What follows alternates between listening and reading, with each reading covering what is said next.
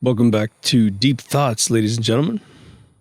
It's about the same as it was my last episode, which I ordered way differently than I thought. So, I was debating what topic to discuss, and through life events, a very important topic has come to light for me that is a huge controlling idea for my entire lifetime. I think I'll just call this sort of setting your standards or setting standards.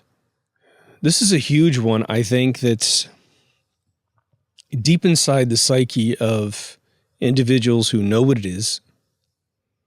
And it is deep inside the subconscious of folks that have no idea that this is something you need to be conscious of.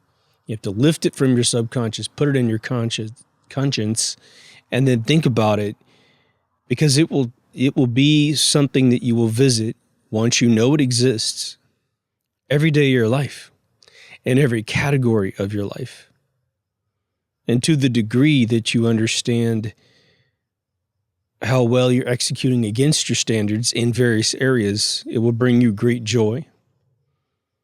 And as long as you know not to beat yourself up terribly if you have reasons for slipping every once in a while, because you've got tools and mechanisms to use in order to get it back, then you're going to be good even in the negative swing of this situation. So I want to make a disclaimer here at the beginning of this episode, which is regarding several episodes. I've only mentioned this a couple times, and it's sort of hard to put into words. Obviously, I make a lot of episodes where I'm coming at topics from my personal experience. When I hear them back, I sort of cringe every once in a while if I don't choose the most perfect words to describe something, or I digress too much, or I just inflect a word the wrong way, that it sounds like I'm boasting about something, that I'm making it the me show, and I hate that, okay? So I apologize if this has ever sort of seemed sappy and sort of like I have a psychosis where I need you guys to worship me or something horrid like that. I guarantee you, when I'm using my past history to describe something to you, it's just because I haven't thought of a way to do it any other way. Because this episode is going to be my personal experiences checkered in with sort of generic methodologies that I've discovered, and maybe if I could think of some standards that were set by others, because it's really tough. I mean, this is one of those things that if you're trying in life, in any category, being a parent, being a good person, being in a creative capacity, in any capacity, just being a builder of any kind, a maker of any kind. You could be on an assembly line putting, Laverne and Shirley Wright, taking care of, machines that cap soda bottles, and there's still a standard there. Every time you get in your car, there's a standard for how you drive.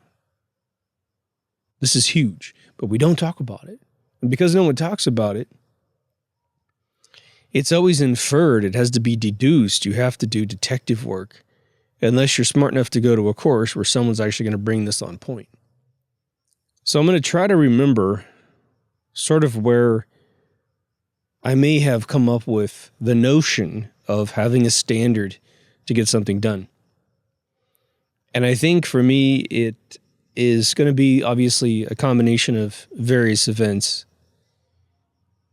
Please kind of keep your own experience in your mind as this develops, especially if you have standards, because I'd like to hear your story. I really, really would like to hear your story. If there's a different one, well, any story you guys have, period. But if you have duplicate ones that match sort of the species of ones I'm going to tell you, but especially if you have one that's completely different.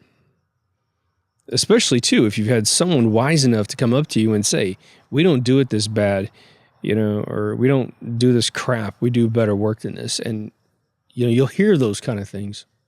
So the easiest way for me to describe this from my perspective, because there are all those little tiny ones which became more apparent to me as I got older, was that being a creative kid It's weird because I never really had a super competitive gene where I felt like someone else had to lose for me to win. I was entered into various contests as a kid, usually artwork contests. And so, you try your best and you try to, and you're not, but I was never I was never in a situation where I was drawing something, looking over my shoulder at someone else's stuff saying, oh gosh, mine's better than theirs. I just hunkered down in my own little world, did the best I could. And if I won, I won. If I didn't win, I didn't win. But I think one of the standards that was probably the first moment where I realized I hadn't set my standards high enough, and it's sort of indirect, was that I would draw something and some other person would draw something. Again, I'm not peeking, but when we brought all of our artwork together, I looked at someone else's stuff and I was like, oh my gosh, that person put more details on the house. They put a dog out front. They put a dude holding the leash of a dog. It doesn't matter necessarily about the execution when you're really young. It's just the overall composition was better. Someone thought it through a little bit more. As I got older, got into art classes, and this is where the teachers would start pushing you to be your best. And thankfully, I don't remember too many teachers, or really, I shouldn't say it like that. I don't remember any teachers saying, look over there, they're kicking your butt, do better. It's just, in fact, when I was in junior high, after I came back to my hometown, I got this weird experience. And it was sort of endearing, and it was sort of like a shocker. But it was good for me in the end. And I've never been able to forget it. I've never been able to forget the feeling I had when I learned the situation. So here I am, a pretty gifted artist, and I'm oil painting at 9, and I'm just known every place I go. I get little privileges because I can draw and paint. Hey, we need you to draw the wall of the school, and I'm like in 6th grade, that kind of stuff. Okay, whoop-de-doo. Now, I get to 8th grade. I got this teacher, Mr. Cross, and I did an inkwell picture on the first day. I don't know what the deal was. He just gave us all this and just said, hey, everybody just draw something. It's not in your grade, just draw. I drew like a total hobbit head with like some warts and stuff and a horn out of his head. And it was really quick, and I just turned it in. And he was disappointed. Not that I had drawn this, because it was probably actually more detailed than most of the stuff he got. He was like, what are you doing, turning this in so soon? If you got those skills and everyone else is still going, why are you done all of a sudden? And he was totally right. So I take the class. I'm trying to be as, composite wise. I'm doing super creative stuff, like putting a camera down inside of a pinball machine and doing the chrome ball with all the bouncers the kickers and the flippers and all that good stuff. But when it came to my grade, this dude had the balls of steel, man. He gave me an F. And I'm like, I didn't miss any assignments. I turned everything in competitively, which again was not my focus. I'm pretty sure that I was close to the top of the class in most mediums. Like some kids would do better at like chalk and that kind of stuff. I hate chalk because it gets all over your hands and it's just a mess. But anyway, so he gives me this F, and I think it was as I was leaving that grade and going to the next grade. And then my grandmother was like an OG teacher. She had been teaching for 36 years. She knows the whole school district board. My aunt was a teacher for several years in grade school, and she knew a bunch of people. And so my grandmother, I don't know what the hell she did, but she went right down to the board and said, okay, something's going on here. This dude's being weird. And the thing is, he and I we never butted heads. I loved his teachings. He changed my life when it came to sketching. He taught me how to really make blacks black and whites white and really get realism out of sketching through contrast. And he was like a master sketcher. I don't know if he did anything else. The grade got changed to an A. But his method was wrong, but his intent was beautiful. The thing he never did was pull me aside at any point in time and say, what are you doing? Like if I had taken his attitude, here's how I would have done it. I would have pulled me aside and said, "What are you doing?" And then I would have said, "What do you mean? What are you doing? What am I doing? You're so talented, but this is garbage. Or this is okay.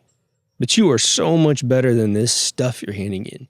You're treating this class, which is one of your primary skills in the entire world, like it doesn't even matter. I don't care what you do at home. I don't care what you do outside of my class. You're here to learn. You're here to push yourself because I'm here to give you talent you don't have. And if you don't stand up to the plate, or step up to the plate, excuse me, get my analogies all mixed up, I'm going to flunk you. And I'm going to flunk you not because you're a bad artist. I'm going to flunk you because you're not trying. And this is your career right here. You might find other careers, but this one's definitely one you can make money at. So, believe in the ball and throw yourself, right? And even though I don't think I physically saw this man ever again, I had his daughter in my class. She's in my graduating class. She's like a quiet brainiac. That moment never left me for the rest of my life. I still think about it today. And what he did, the gift this dude gave me, and the reason why I'm telling this story towards the beginning of the episode, is he put like an Iron Man motor in my chest. It says, your heart doesn't beat unless your heart comes from this engine. And this engine is the reminder that no matter how good you think you just did, I want your best constantly. So that was an on-point thing related directly to my art, directly to my first love and first skill that changed my life. Now, second thing that happened several years prior to this experience, which was the business side of the game. I'm riding from my suburb town to my hometown. It's about 100 miles, 2-hour drive. It's 1978, I think. Maybe 79 at the most. I'm talking to my mom. And she said to me, that there was a person in the family that was super duper talented, very smart, but always quit everything that they started the second it got hard. And that if there's one thing I ever figure out from her advice at that point in her life, she's just shy of 30 years old. She said, finish what you start, because you don't know what the true experience is unless you finish what you start. And so I didn't quite understand that. I wasn't tasking myself with anything at 9 years old that needed a finish line. Like I would tend to follow, other than art projects, I would tend to follow whatever the teacher said, whatever else someone else said. And I had teachers at that time, right? So mixing those two things together, my mom saying, finish what you start. It's the greatest gift she ever gave me, period. And this teacher, Mr. Cross, that was the little nucleus that I needed to be able to be aware of those two mechanisms, right? One is a talent-based, how far are you going to take it? And the other one is make sure you finish however far you decide to take it. And what's interesting about it is there's two drawbacks to both those philosophies, which I'm trying to encourage you to consider if you don't already do it. It's slightly windy, so I apologize. There came a point in my 20s where I was so obsessive about finishing everything I started that I actually looked back at one point. I don't remember any specifics, but I remember for years looking back and going, am I being so obsessive with finishing what I start that maybe I'm putting too much effort into certain things that I should walk away from? Don't want to get obsessive and weird. And the flip side, with the other little nugget of do your best and really push to get the best quality out of yourself you possibly can, is that once you take your art of any kind into a business realm, at some point you have to say it's finished. But as an artist, very, very, very rarely will you think that something is finished. I don't care what it is, a painting, a piece of music, something you built. You'll always look at it, and you'll look at it in your brain. You could sell it to somebody and go, oh my God, I didn't do that one thing. And you could have made it better. When I make episodes for you guys, you have to understand there's so many. I just did that Shock G episode. One of the listeners was like, You didn't even mention KRS-One. KRS-One did not get distributed in the Midwest, worth a damn. And so I didn't have the awareness of him, but I miss Fresh Prince and Jazzy Jeff. It was just a million episodes. So I look back on those and I'm like, damn, should I have sat down for another hour and really crafted the episode so it wasn't so shooting from the hip? Should I put more of Shock G's actual history of his life into it? Later I decided, it would be kind of interesting information, but not really paying more homage to his in-product talent, right? But there's stories in history all over the place where you'll see a film that took forever to make.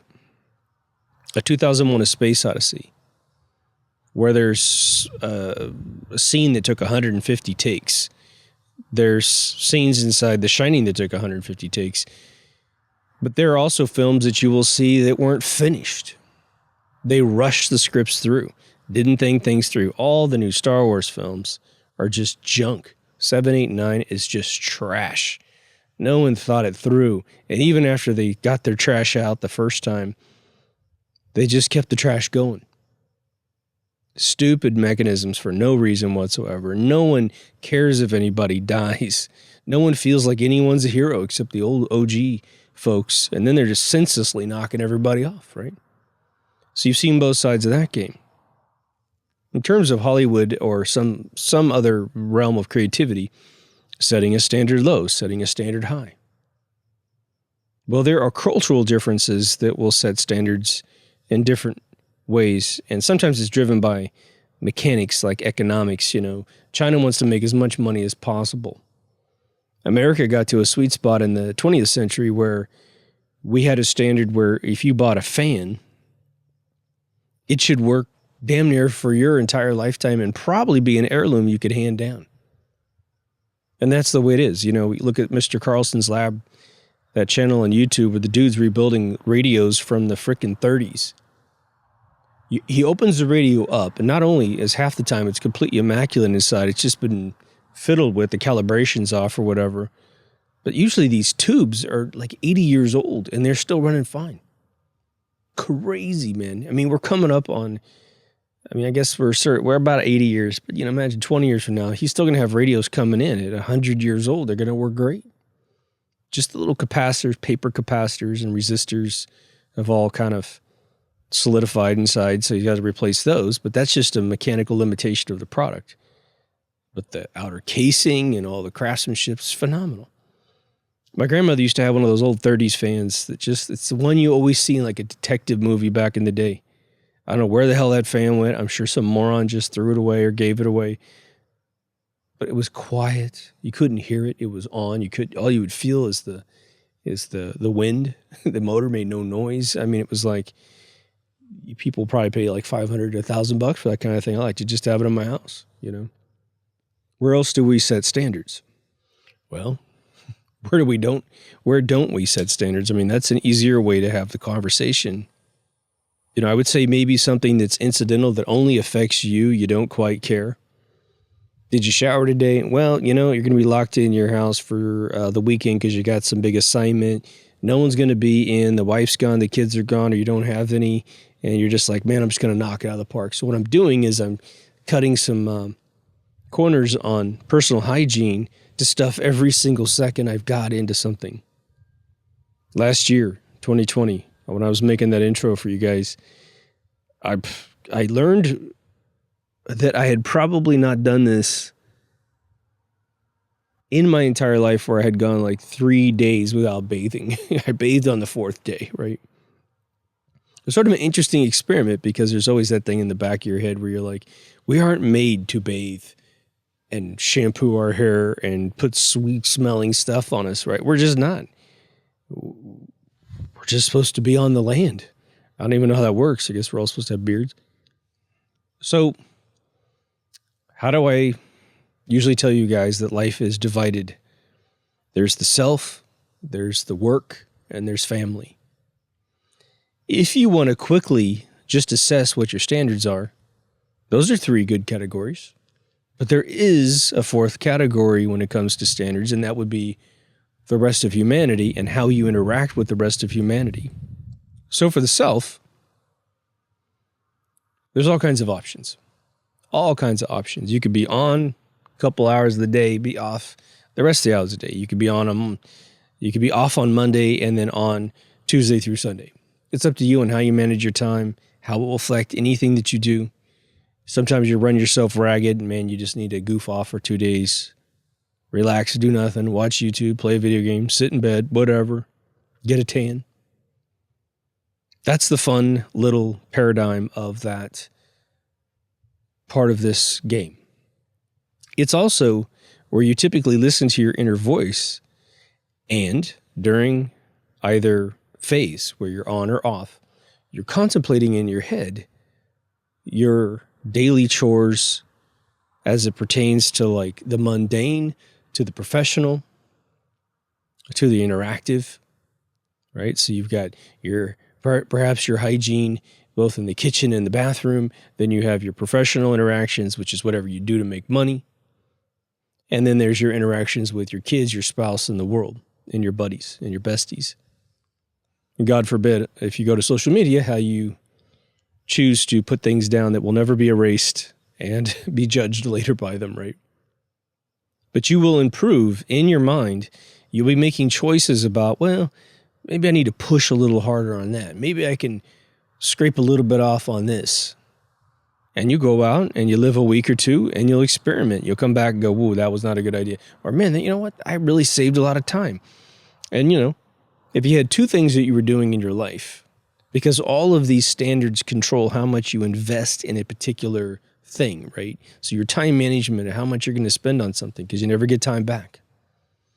If you shave a little bit off A, you can give it to B, or vice versa. The more alphanumeric projects you have going, it can be kind of interesting and fun. It could be, hey, this project's in the planning phase, which is the easier phase. This one's in implementation. So this is where I really have to make things occur. And this one's in the polish final phase, which is like, I am looking for something to change. And when you write film, I'll tell you, this is nonstop. You will never feel like anything's finished. You know that legitimately you can hand anyone a script. And no matter how much you've beat things up, especially if you get too close to your script for too long, you never pull back to get some distance between you and what you wrote, to come back and go, oh my God, that's so stupid. Look, I'm missing this one thing. And how the hell does that even happen? Because this guy's here and that girl's there. You'll always turn in a script and it'll be someone that just pulls out one that you missed. And all you're trying to do is sort of hedge your bets to make sure that the one that they find isn't like a glaring problem. It takes time to finalize even an approximation, an accurate approximation of your personal standards, because things change. Now, if you introduce a new variable, that's the other big one you have to remember. If you choose to take on something you've never done before, you're going to take on a whole new career, or you're taking on a client that's got a scope that's way beyond anything you've ever done, or the client is very meticulous, someone you want to impress personally, you need to stop what you're doing, think about it, test out scenarios in your head, look at the logistics and how it's panning out, and make your decisions for plan A, plan B, plan C, so that you're like, okay, A is balls to the wall, B, it's just like the exercise videos, high, medium, and low. The next one up is obviously, because what I just talked about was pretty much the first two quadrants, the self and work. With people, it gets very interesting. You have to be creative. If you're interacting with someone who's extremely like you, well, sometimes the beauty of that is that you have a low maintenance relationship between the two of you, respective to each other. Because you're compatible, you have low maintenance.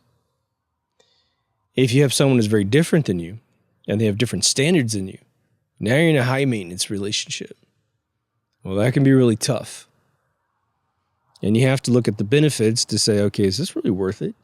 And the kiss of death is to either get together so early in life that neither one of you know who you are, or one of you stays who you always were the day that you met.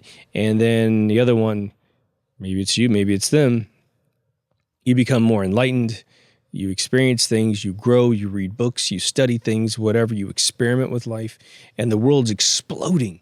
And you want to go experience more of it. Maybe not physically leaving the other person, but in conversation, you want to get more detailed. And they're just looking at you like you just shined a big light in their eyes, right? The other one is obviously, culture is not trying to necessarily help you out anymore. It used to be, when I grew up in the Midwest, they would still reminisce about that Southern Belle thing.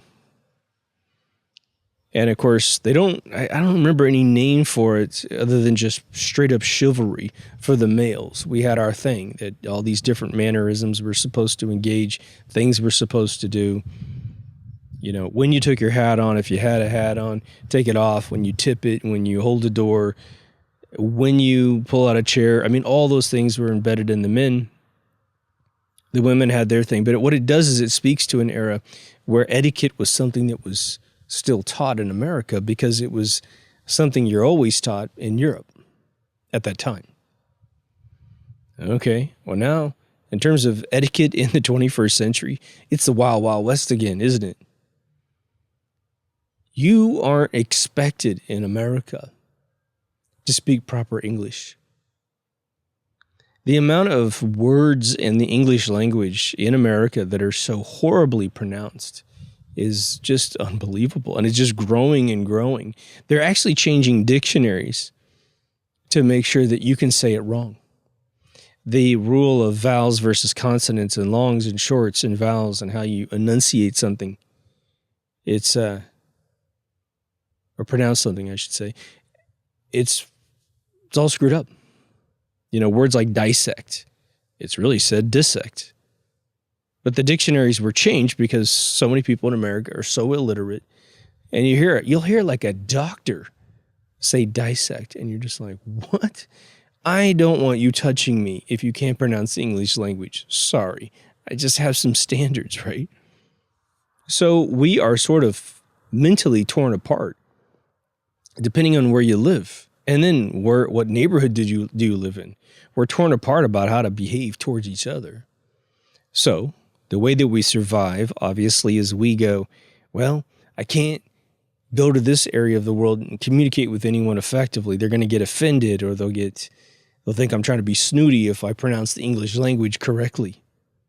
They'll feel inferior around me and blah, blah, blah. And it's really, if you're cool, you actually find it interesting that someone else talks different.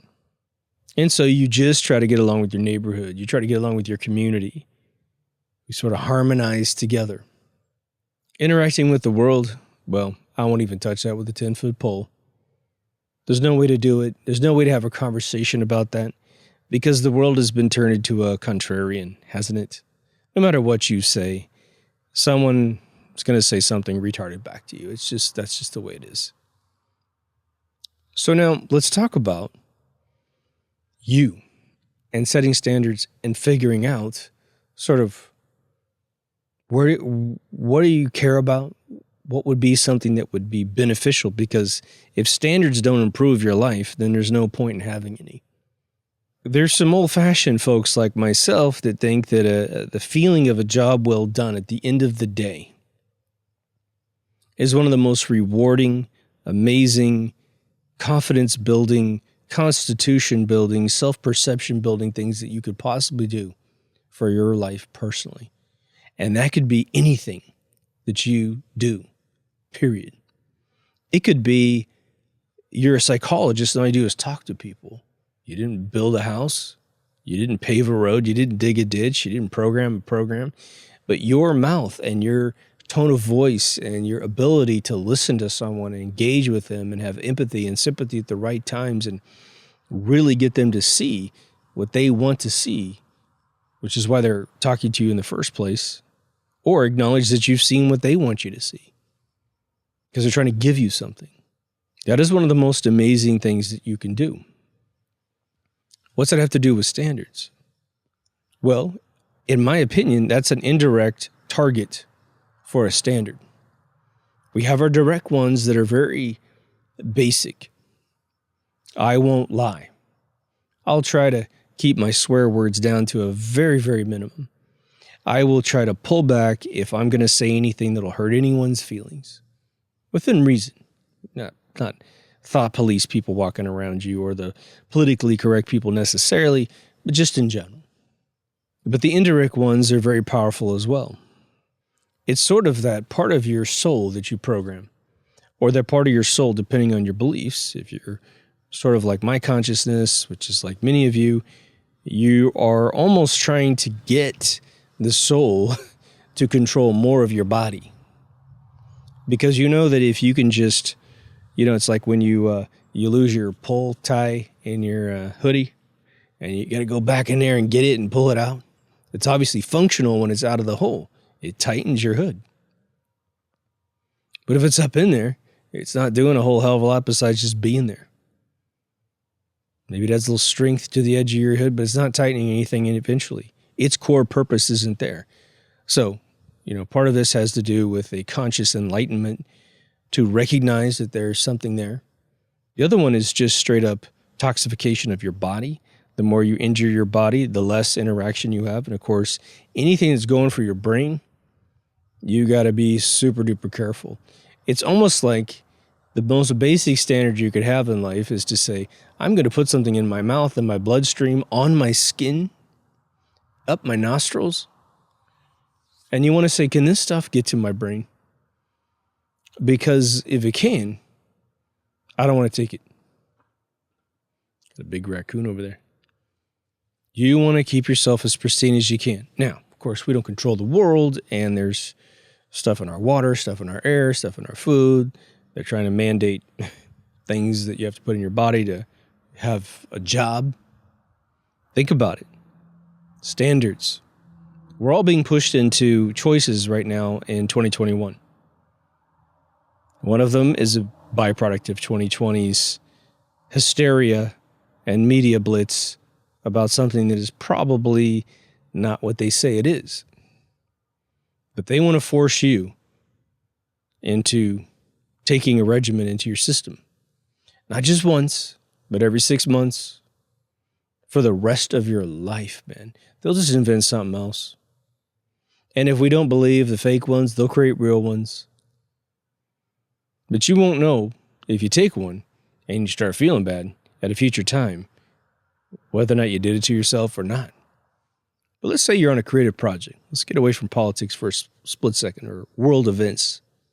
The thing that brought this up for me was a project I'm working on where I believe that there's an individual that is not conscious of the standard of perfection. They're getting overwhelmed. They're succeeding. They're taking on too many projects at once. And so it's the check versus the quality of the product. I will tell you this. Having worked for Sid Mead for 20 years, having been privileged to sit down and listen to his career in great detail, going all the way back to the late 50s. One, he set a standard to make sure his skill set was so high that when he wanted to execute anything, it was easier for him because he had developed techniques to get through things faster than you and I trying to accomplish the same thing. So one, he set a standard for teaching himself the fastest way to make photorealistic paintings, airbrushed, hand-painted gouache, you name it, Photoshop. The dude was better in Photoshop than me. In his 60s and 70s, he could mop me up any day of the week in Photoshop. That blows my mind. But the second half of it was his standards for his designs. There was whatever sort of marker he put in his brain when he's doing his pencil sketches, right? His standard process was to do, and I'm not even joking, there's two hemispheres to his work. He would draw something at a bar on a little napkin. The amount of napkin drawings that have turned into legendary things that you and I have loved in films is crazy. But a lot of times, Like the other half of the equation is he would draw 500 to 1,000 little sketches. And as he started to kind of get an idea of what, the silhouette's looking right or whatever, he starts drawing the next one a little bit bigger and more detailed. Next one a little bit, he draw a little back component like 100 times. Oh yeah, that's the way I want the tubes to work because it's the oxygen system, it's the power system, whatever it was. And then towards the end, he'd bring it all together. Then he'd create a scenario for it. Then he'd draw it a couple times in total massive form, transfer it to the canvas, and get going. Some people want the fame and recognition of a Sid Mead, but they don't have a single clue on how to get there. And there's a couple things to that. I've told you in various episodes, there's an episode on, I think it's either being creative or, no, it's like being an artist, I think is what it's called, where I share a lot of my own artwork from long ago. I got content with beating everybody else.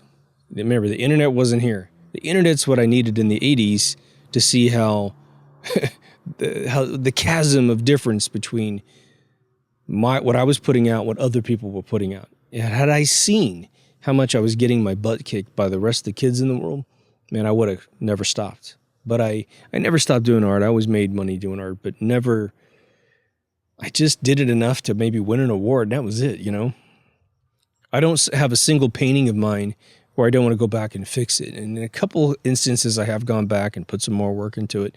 I'm about to redo a mural of 2 electric guitars, V guitars I did at my friend's restaurant. And I've been looking at them. It's like I never finished them properly. I was impressed with myself, 10, 11 years ago when I put them on the wall. And now I'm looking at it going, those are crap, man. I'm going to make them red. I'm going to make them have a big reflection on them. I'm going to finish all the frets and the wire, joints on the ends. I'm going to put some effort into it. Way more than I did before. Now, part of it was my first time. And so I'm kind of like, again, I'm not Sid Mead. I don't know how to do absolutely everything. Whereas this dude would have been, oh yeah, of course. It's like the spaceship I did, and he's drawing lines, which would be the wires to a guitar, right? The other one is, I think that my friend is seeing a lot of recognition for very, very good work. But this person's already at the pace of like, well, screw it. These people are a pain in the butt. Screw it. I just want that check so I get on the next check. The problem with that is that doesn't become a portfolio piece. Or whatever portfolio piece does come out of that, which, in the end, you could polish out of like whatever you drew on paper and it becomes real and you can polish it at the real estate. But our project is so far away that we'll probably physically never stand in it. And then it gets kind of executed how it gets executed. I think this person wants to get as close to Sid Mead's standard and perfection and recognition as this person possibly can.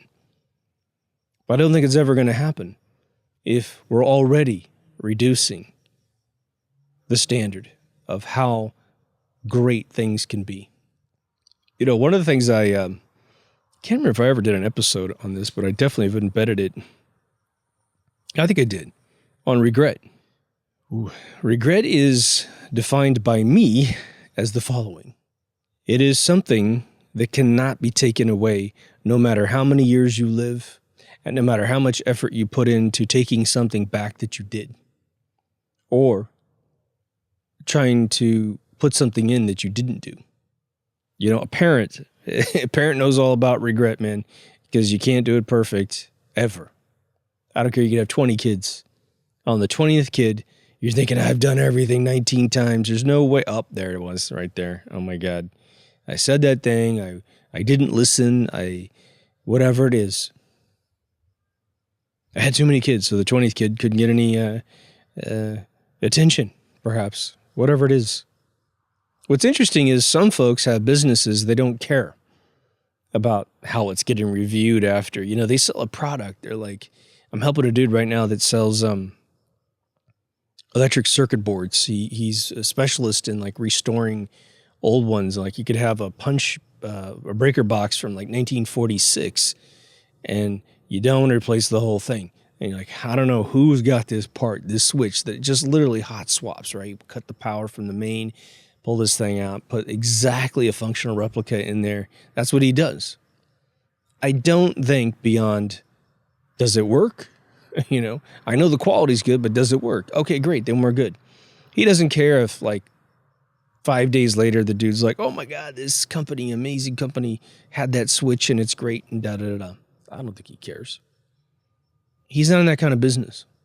But with social media, with the way that people have to promote themselves, you do have to have the best show in town to beat a competitor. And the thing is, there's that old saying, resting on your laurels, right? Which means you've done something great in the past, and now you're going to goof off and rest on those previous successes so you can just keep getting money. Here's the problem with that whole theory. And I'm going to tell you, in my camp, you can never, ever, ever rest on your laurels without taking a massive risk, which could result in the complete demise of everything that you have. When I ran my game company, I had 2 partners that did this, and they killed the company. Killed it outright. We'd made so much money in the previous year. Here we're looking at the 2008 crash. And they're resting on our previous laurels. I mean, just unbelievable, right? But here's what happens to you as a person. The second you try to relax and rest on a previous success, and you lower your standard for a brief moment without communicating it, you might be able to orchestrate a project that is literally demanding less from you. And that's not what I'm talking about. You have clients coming in expecting the same result as the previous project, and you go, hey, it's okay, I could just goof off. Or this thing is so stupid that I'm being handed, but it's not my responsibility to fix it, so we're just going to leave it there. But if I just opened my mouth and set the standard a little bit higher and made a little suggestion, this thing gets fixed and my end product will not look so absurd because a moron did something dumb in the project, right? The second you lower your standards is the second you start to atrophy. You become those fat people in the floating wheelchairs or whatever the hell it was in the third act of WALL-E. And you don't realize it, man, but that slippery slope, you're starting to haul ass down that slide. And now you no longer have controls to stop the mechanism, get off the slide, and get back up to where you were. You're going to have to slide all the way to the ground. Then you're going to have to hike your ass all the way back up. Because once you skip a standard in a project, how are you going to call up anyone later and go, well, you know what happened to that whole thing that we thought we were done with? I decided to up my game, and let's go ahead and change that thing. Amen. Maybe you get that once or twice in your lifetime, but most of the time it's like, what? You mean way back there when we were building the car and we had the frame in the welding phase, and we got the whole body on the car. Now we have the interior design in there. We have the wiring for the radio and you want us to take that thing apart and put another beam in because you think it's going to crush under pressure? You're fired. We're going to get it done, but you're fired. Because you goofed off, obviously, along the way. Now, sometimes you have to stick up for yourself, especially in a business sense. And I've given this story a long time ago. I'm going to give it to you again because it's right on target here. I just mentioned in a previous episode, I was at this hippie startup where I railed on this dude. Same company. My first day on the job. Now, I had worked really, really hard to get extremely talented in interface design. I had already taught classes for 3 years on interface design, both direct and implied interface design. I studied everything from Apple. I studied every single product I could. And being a Sid Mead disciple, I hadn't even met Sid Mead yet. I looked at packaging design. I mean, I was very informed about this kind of stuff, especially how the mind works, right? I made a Fortune 1000 product, which helped thousands of engineers engineer user interfaces automatically. Man, they just had to push a button, and I would go into their interface, figure out what everything was, put it all in the right place, align everything up, put the icons in the right buttons, move the buttons around where they're supposed to be, all automatically, all AI-driven. I'm not telling you that to impress you. I'm just trying to set the precedence for my cocky attitude during this meeting. So I go into this meeting, and they're trying to make the front page of the website. There's obviously a right way to do it, and there's a super duper lazy way to do it. Neither which would take anyone more than 24 hours to do either one, the bad one or the good one. This really sweet guy who was the CTO. Very left brain dude, man, right? He's very coder-isk. He's a Java coder. He's got a PhD, man. Very, very left brain. He is leading the meeting. He is leading the interface design of this thing. And I'm looking at this, and he's picking a train wreck. What we were trying to do was exactly the same type of interface that Yahoo, when it was a search engine company, had already figured out and put on their front page. And so I'm looking at this thing, and he sets the user case at a Yahoo interface, but it's going to find a chat room instead of a web page, right?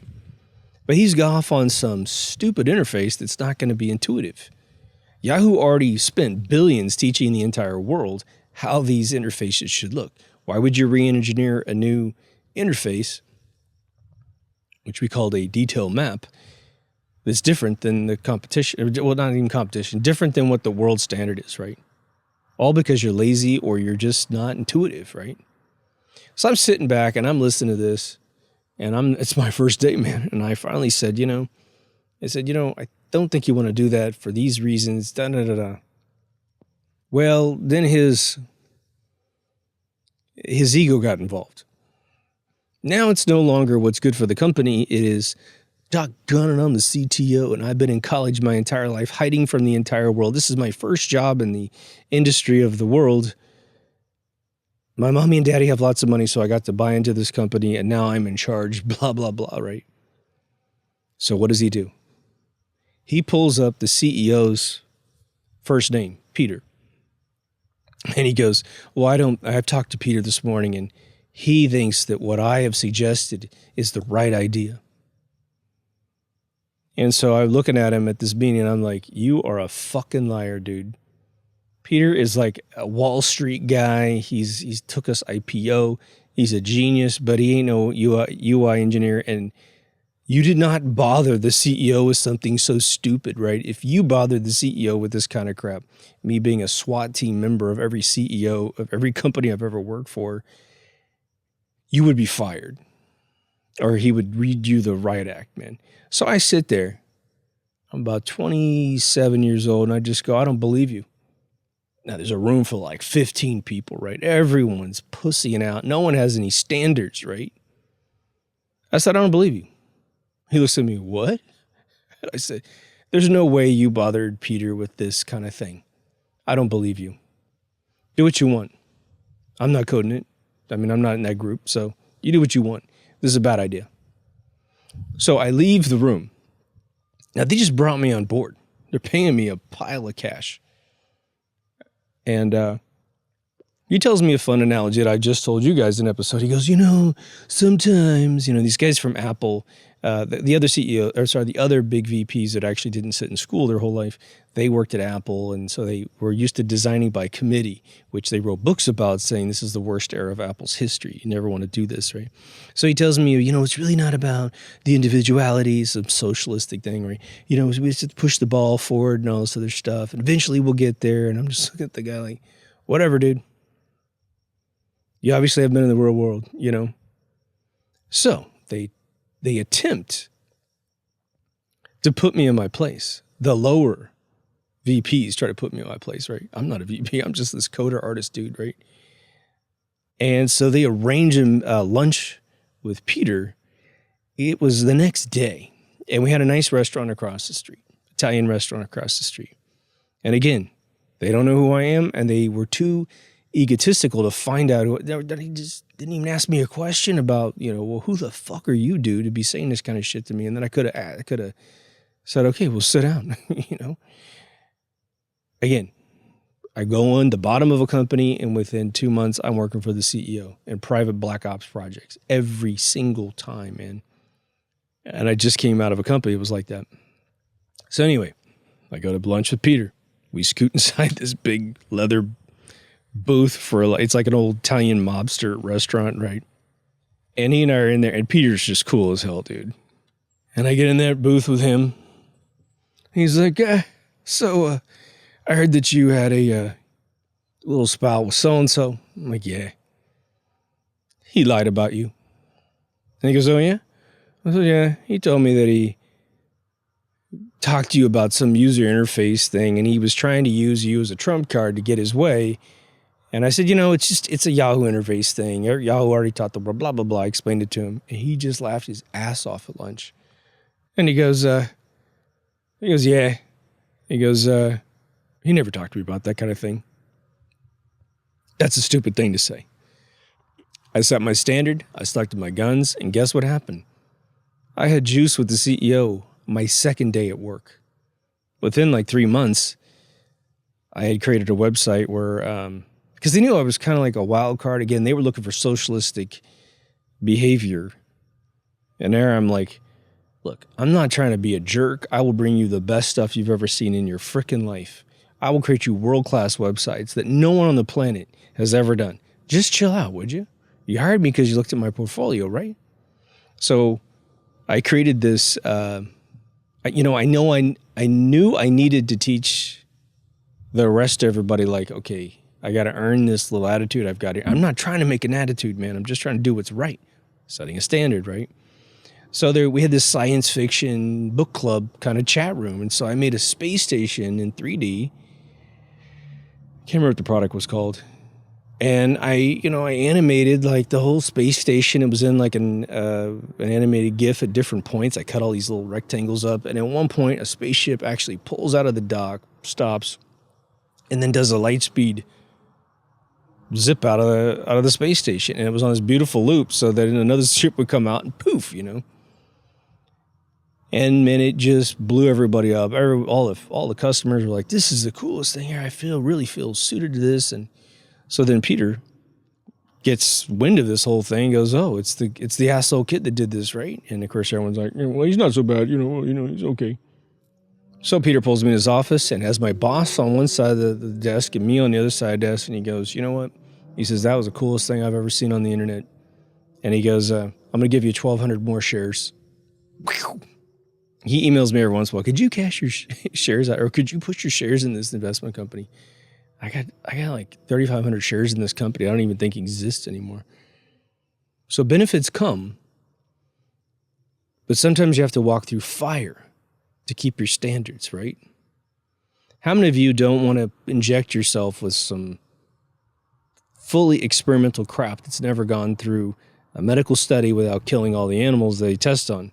How many of you are fighting a little battle right now because you're like, look, man, I'm not at risk, and even if I was, I'd rather die of the stuff than this crap, because at least that's organic luck of the draw, and this one's me being a moron putting this in my system. Hey, you do what you want with your body, that's awesome. But if you got it in your system, don't worry about me. Don't try to control me, petty human being. I'm not trying to control you. Suggest it to me. I'll suggest some other stuff to you. You can take it or leave it. It's okay. I'll help you even when you're gasping for air as your immune system crashes, right? Standards have never been more noticeable than today. I think that standards go in a creative realm across the board. It goes a little something like this. Hit it. If you're knee-jerking everything, there is a slight chance in hell you're one of those people that can just knee-jerk perfection. I'm yet to meet a single individual who can actually knee-jerk perfection. Sid Mead has done knee-jerk perfection when I wasn't there. But most of everything I've ever loved that he's ever done, he's got a big story about how he came to the conclusion of the designs of like everything in Tron, everything in Blade Runner. These were meticulous exercises in perfection. I think it depended on how much people were paying him too. But setting a standard and then executing against whatever standard that you've set. In a creative realm, it usually incurs time and pain, but it is time and pain that turn into like bliss when you deliver the final product. Personal standards, well, sometimes it will be getting into a social battle with individuals. If you were to pull out of all sort of interactive social media that is random instead of going in to get what you want and get out, you should probably be okay. But some of the standards are just merely, if they have any pain to them at all, it is just trying to break an old habit. You know, one of the ones that I struggle with is swearing when I shouldn't be swearing. I'm in a room with people I don't know. I shouldn't be swearing. I mean, you know, it doesn't even matter. I'd be talking to a guy exactly my age. We're both smoking cigars. The guy could have a rugged job, and he hasn't sworn yet. And I'll take the first dive inadvertently, right? And I always feel bad, especially if we complete the entire conversation in a couple hours and the dude hasn't said any dirty words. I'm like, oh, man, he could be like a Mormon preacher for all I know, right? I almost feel like I don't have any right to do that in front of that person until they maybe offer up some examples. It's not a goal of mine to swear. In fact, it's a goal of mine to pull back. And then you'll get next to someone. This is another kiss of death that we have to watch as we try to maintain our standards. You will find someone who's got your old addiction, your old low standard. Someone who swears, you know.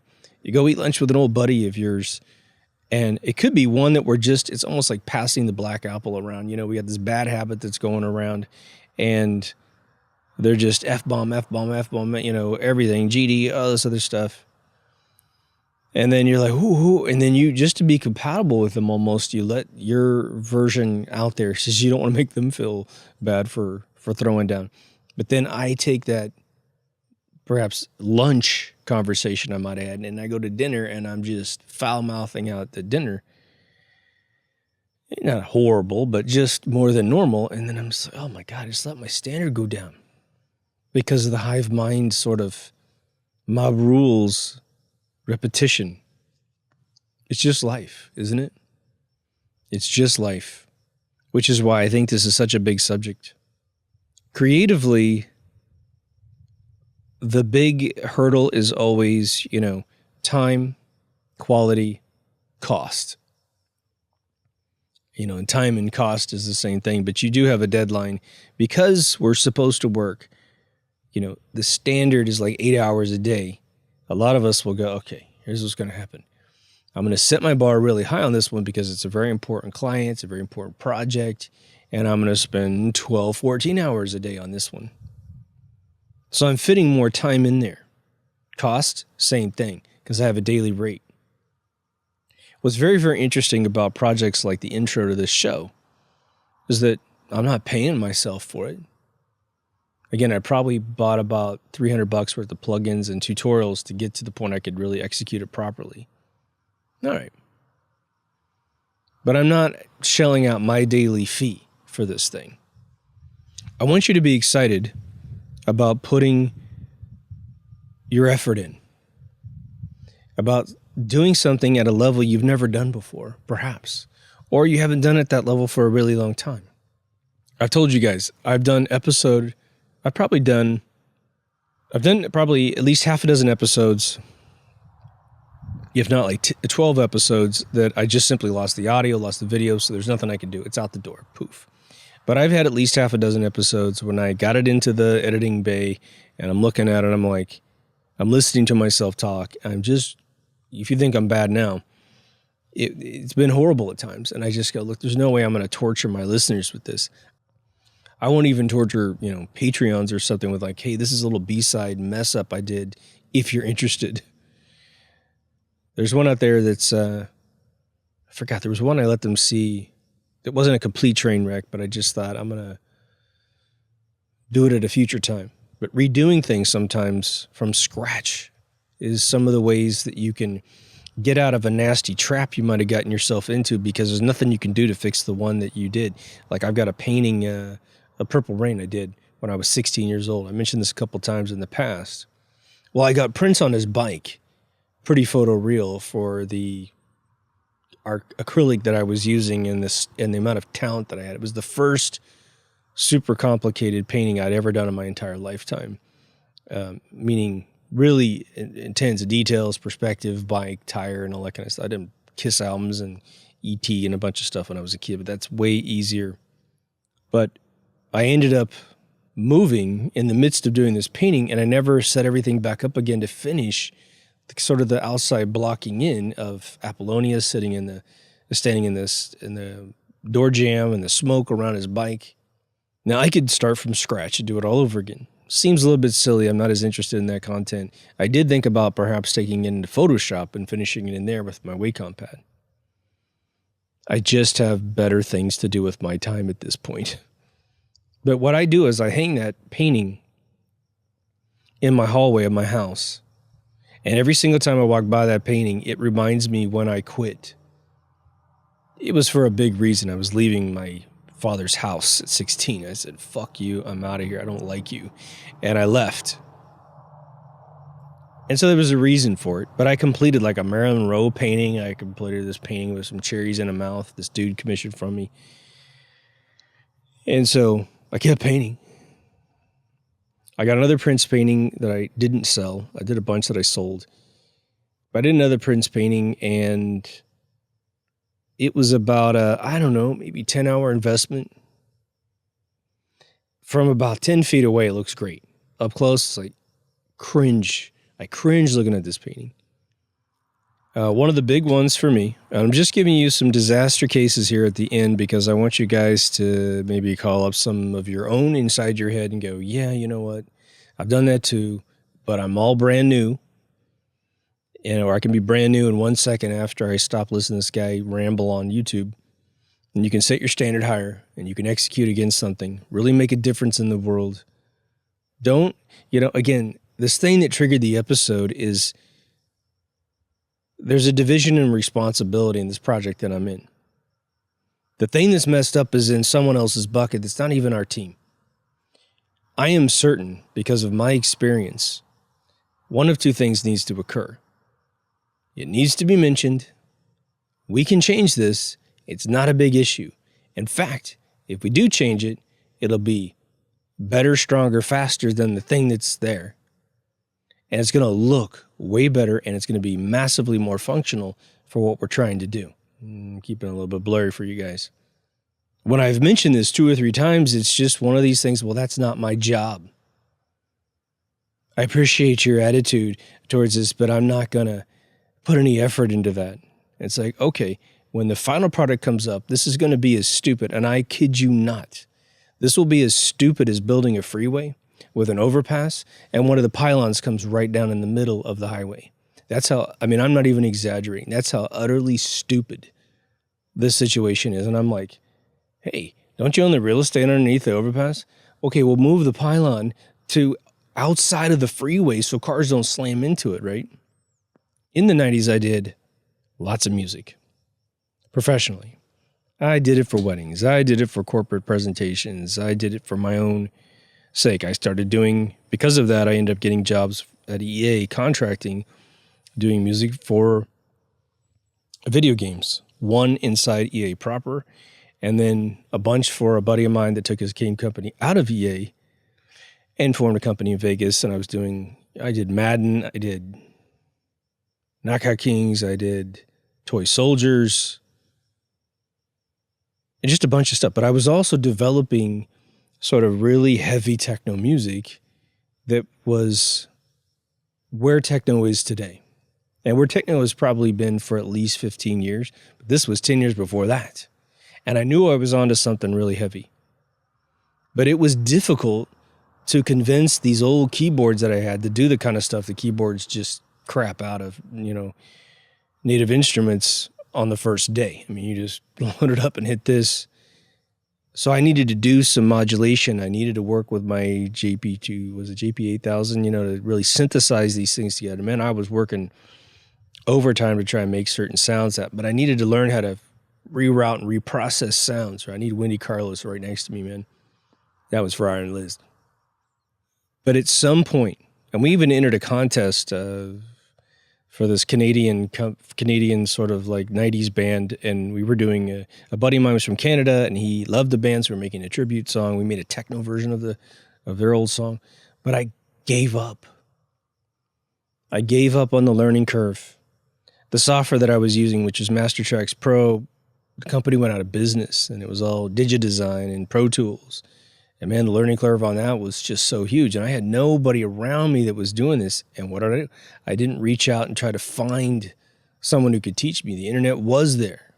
I was really good at the internet. I found Sid Mead on the internet and changed my whole life. But I didn't reach out to find other folks. I could do it today, but I got to pay my bills. And so I've got myself in a pocket where if I want to go back and create another style of music or something, it's so rough at this point in my life. Plus, couldn't I be doing something better with my time? I don't know. The kiss of death is getting a bunch of skills, man, and then you're just sort of, you can be master of multiple trades, but you don't really think about, oh, I'm just a jack of all trades. That means I suck at everything, right? Whatever. Don't listen to people trying to put you in containers and labeling you and stuff. So if you're on top of anything, where you feel like you got something, and you're getting tired, I understand that feeling intimately. Trust me. It doesn't have to be anything like massively related to anything I've talked about. Try to find a way to create what we call the round robin, right? You got to go through a bunch of things you got to do in a day, especially if you're a parent of young kids. But you do have that little opening for yourself. The kids get fed, they get their homework done. They're either chilling out in the room because they're teenagers, they're at their friend's house, or they're young and they're asleep. And you got 2 or 3 hours to chill out. I know you want to just watch TV. It just depends on, you study the passion in your heart as to whether or not something else might be just as entertaining as watching TV, but you're actually accomplishing something. Be very careful with regret is sort of where I'm trying to go with this. In terms of your personal fortification and constitution as to what you stand for as a person, freedom, common law, those kind of things, those are pretty easy to put in place. At times, they will be difficult to defend, but try not to surround yourself or allow yourself to be exposed to people who are going to be challenging that. I've got a lot of friends on my Facebook that are super liberal Hollywood people, and they'll sit and they're trying to be relevant before they die. That's another big one. Can you tell I'm 75 and I'm trying to fix the world in my last 2 minutes of life? It's like, well, that's super endearing. I think they're lost, but whatever. It's a thought that counts at some point. And so I'll be scrolling up my Facebook feed and before I go to bed just to try to, decompress my brain. And I'll see that stuff, and it's like I disagree with almost everything they're saying. Or maybe I agree with the sentiment, but not the specifics. All right. Just scroll past it, whatever. Try not to get someone to mess with your life. And that's why picking your friends is super duper important. If your friends are all lazy and you are not, well, go see my episode on friendship. You will have to pick new friends. And that may mean there's a dark spot in your friendship circle for a little while. I have cut out relatives in my life because they're just acidic. Just acidic. I got one relative that's a complete racist now. And he's just a complete loser in life. Hey, maybe he's changed, but he hasn't changed enough to apologize for all the crap that he's done in my life since I was a kid.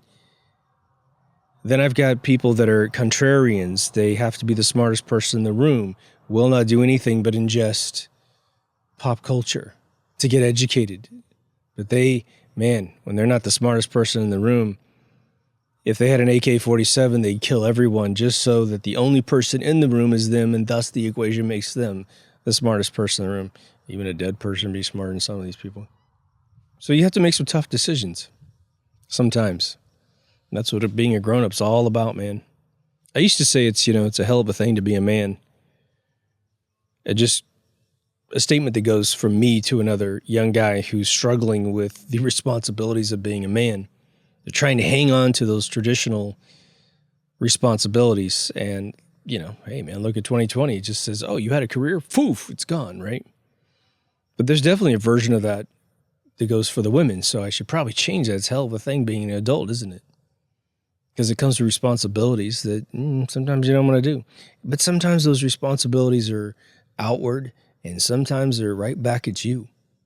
You have responsibilities to you. If you're creative, I guarantee you have responsibilities for executing it to the best of your ability. Doesn't matter if you're already tired. Go take a nap and come back and let's knock this thing out. Surround yourself with people like myself that can recognize that in you. Oh, I see. You're burned, aren't you? All right, go take a nap. I'll kind of keep the fort going while you're gone. Hey, you're going to be hungry when you wake up. I'll go get us food. So when you wake up, you slam a meal. We'll chill out.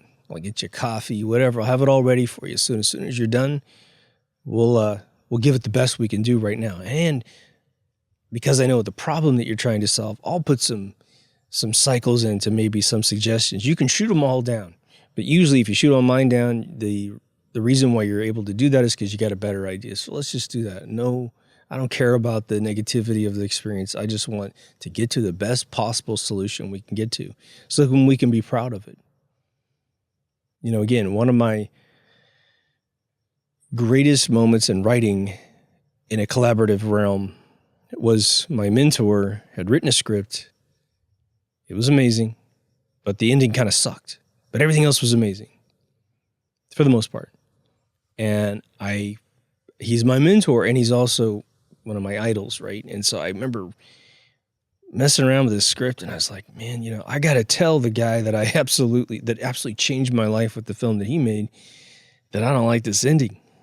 I don't want him to dislike me, but he seems like a really straight up stand-up guy, and I sort of want to know, is his standard as high as mine when it comes to integrity? So I sent it back. I said, look, man, it's not that I dislike anything you've got in your last act. It's not enough. You build up these amazing characters and the way they're dying off, and it just didn't work. So what does he do? He writes a new ending. He doesn't do anything that I thought he would do, but it was fantastic. And about 2 weeks later, he sits me down and he goes, man, I really want to thank you. I wouldn't have got that new ending had you not busted my balls on it. So my integrity in his eyes went through the roof. He knows that I always give him a straight answer. And he knows he doesn't have to agree with me, and I won't throw some stupid childish fit. I'm happy for him that he's happy, and he did a great job. I know that if he rewrote it again, he'd do an even better job. And he may have done that a couple times since we worked on it. So don't be afraid to do something like that. If you're in a collaborative situation, it can sometimes be the best experience of your life. It's depressing when someone doesn't want to do it, which is why this episode's happening. So anyway, give me your thoughts on that. I'm so interested in your personal experiences with this particular paradigm of thought.